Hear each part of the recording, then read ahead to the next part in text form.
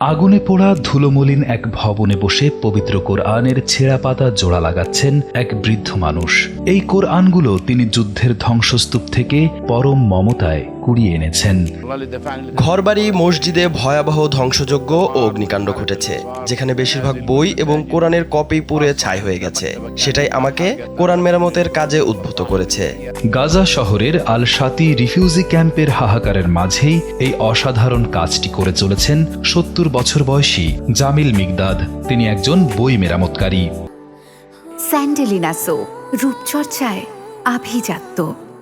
যুদ্ধের কারণে গাজার চারপাশ যখন ধ্বংসস্তূপে পরিণত হয়েছে, তখন তিনি তার জীবনের শেষ বয়সে এসে পবিত্র কোরআন শরীফগুলোকে ধ্বংসের হাত থেকে রক্ষার এক মহৎ উদ্যোগ নিয়েছেন।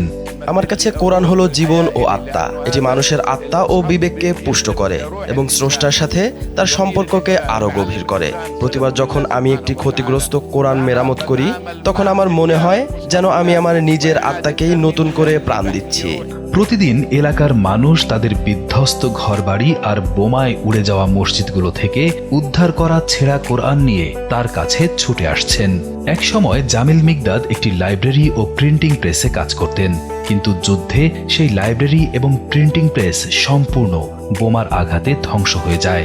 আগুন লেগে পুড়ে ছাই হয়ে যায় সেখানকার অসংখ্য বই এবং পবিত্র কোরআন শরীফের কপি।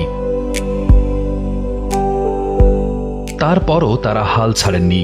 শূন্য থেকে আবার সবকিছু নতুন করে গড়ার চেষ্টা করেন।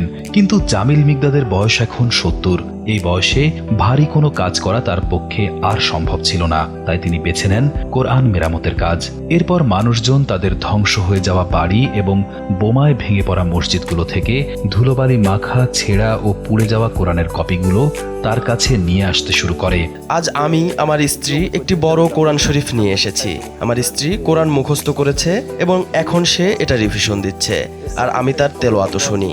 কোরআনের এই কপিটি ছিল তার প্রয়াত মায়ের। অনেক পুরনো হওয়ার কারণে এর বেশ কিছু পাতা ছিঁড়ে গিয়েছিল। গাজায় কোরআনের এত কপি ক্ষতিগ্রস্ত হওয়ার প্রধান কারণ সেখানকার মসজিদগুলোর করুণ অবস্থা।